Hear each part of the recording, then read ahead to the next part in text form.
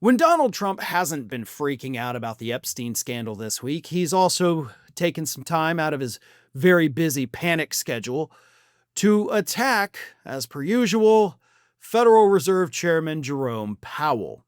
Because Donald Trump, ever since he first came into office again, has been begging Powell, screaming at him, calling him names on Truth Social, saying that you have to reduce interest rates so people can borrow money. In fact, at a meeting in the White House this week with House Republicans, where they were supposed to be talking about a crypto bill, Donald Trump apparently went over the edge and didn't want to talk about the crypto bill. He wanted to talk about how much he hates Jerome Powell. Too late, Powell, because he's not lowering the interest rates even though the economy is wonderful.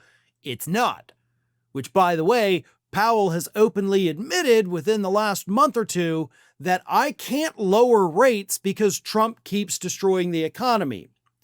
We got the economic report this week showing that inflation went back up to the highest point that it has been in 4 months.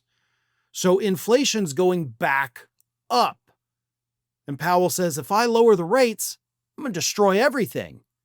Which is why the rates were kept high throughout the Biden administration to avoid a recession, which proved to be successful. We avoided recession. We got inflation down. Inflation's higher today than it was a year ago today. And that's because of Trump's policies. But Powell's not the only one who thinks this. Even MAGA Senator, call a crackhead John Kennedy believes that if Donald Trump continues to even just meddle with the Federal Reserve, it's going to cause the entire stock market to crash. Kennedy said this. If you fire the chairman of the Federal Reserve, you will see the stock market crash and you will see the bond market crash. Because Trump wants to fire Powell. Kennedy also pointed out that in other countries that have a central bank like the United States does, in other countries where the Fed is effectively seen as not independent, basically controlled by the dictator of that country, their economies are in the toilet.